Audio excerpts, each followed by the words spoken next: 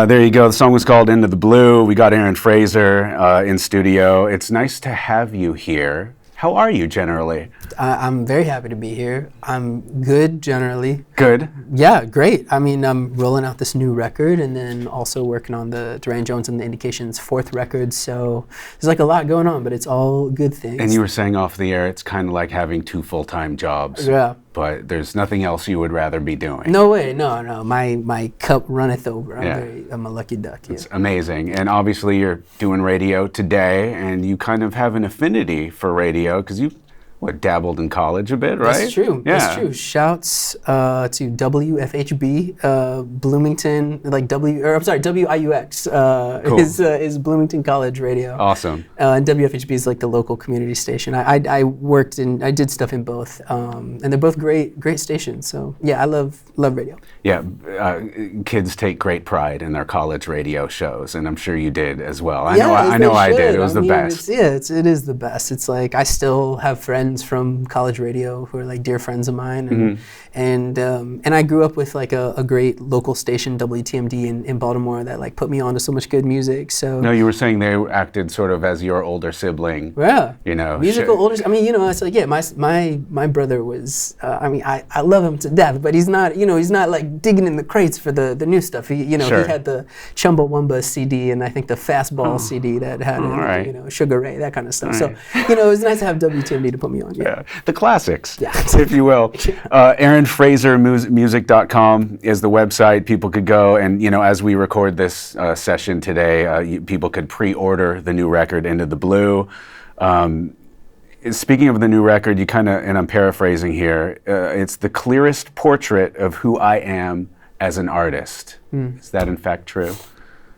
Yeah, I think it is true. Yeah, I mean, I feel like I'm a very like private person, but I do feel like I think I let people in on this record in a way that maybe I mean I always try to, but I think in a deeper way, and I think also just bringing more of my musical influences together in a seamless way, in the clearest way possible yet. And I think a lot of that is like a little bit of like hip hop attitude. It's not, I'm not making rap music, but my co-producer on this record, Alex Goose, is a protege of Madlib, one of the greatest hip hop producers, and so he kind of brings this like soulful hip hop mentality, and I'm bringing like soul influenced by hip hop. Sure. I don't expect you to remember, but we have talked before on a Zoom, probably right around the release of your debut record, introducing Aaron Frazer. Yeah. And you were so nice. You found me on Instagram after the fact and like DM'd me a playlist of all this like new school hip hop that you were into, because we had that hip hop conversation already. This rings a bell, yes. Yeah. Does it ring a bell? Yeah. So what do you did you dig in? I mean, do you have anything you're enjoying? I will circle back with you on that, because obviously working here, there's a lot of music to listen to. All the time.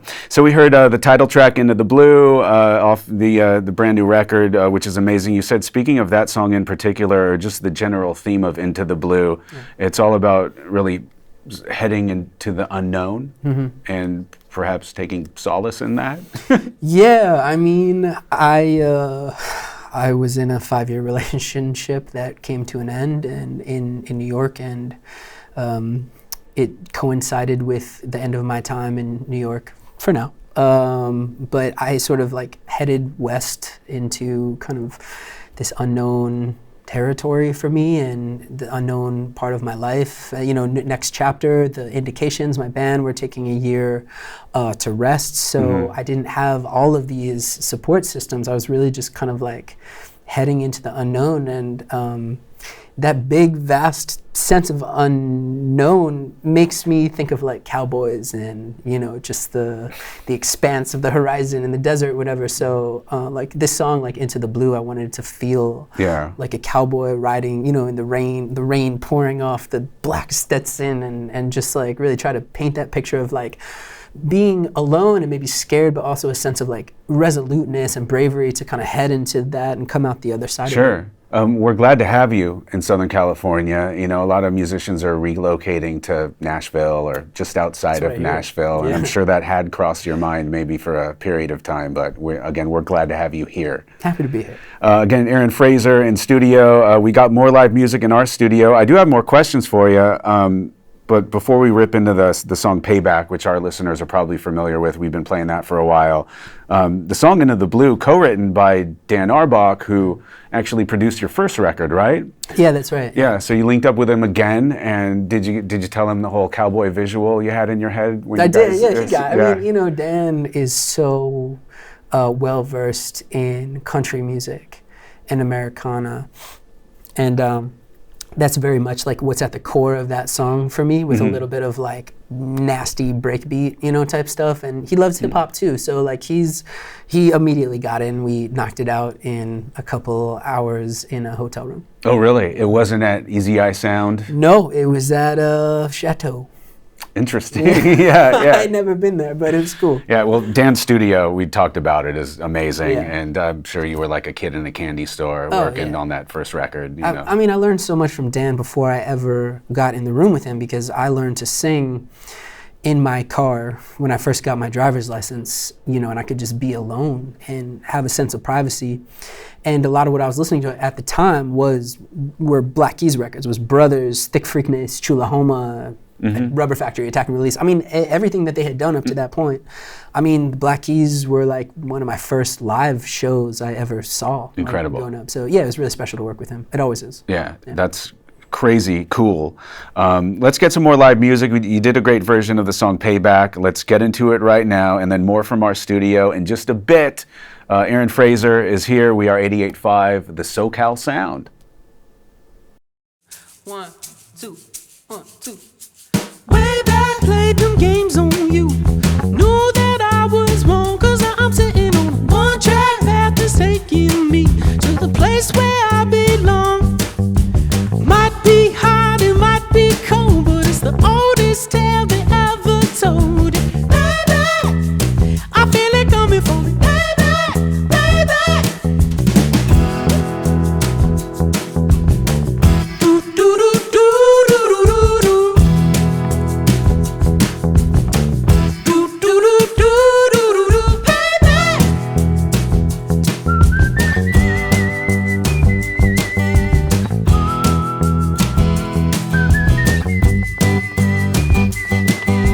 Stay back. I know you sniffing around, keep away from me. I feel it creeping like a stray cat. While look in your eyes with them jagged teeth. Yeah, I can turn my back to ease my mind, but every shadow seems to hide that. Baby, I feel it coming for me. Baby, baby. Is there nowhere left to run? Oh, for the things that I have done. Oh, if a gambler always plays to win and a rich man he gets served, then I guess I'm getting paid in full, 'cause I'll get what I deserve.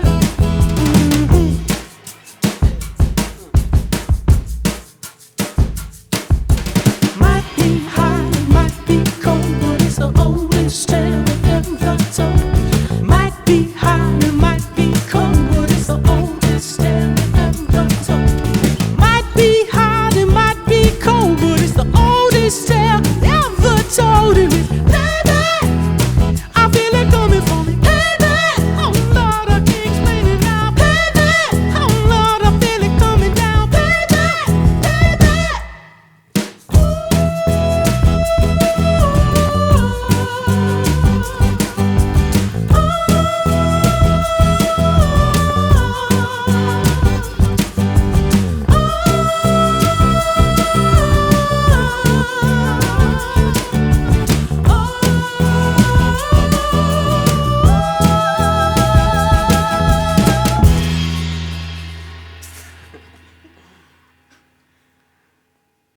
There you go. The song was called Payback, a cool live version of a song that our listeners might be familiar with. Aaron Frazer is in our studio. That's a new song off the record, Into the Blue.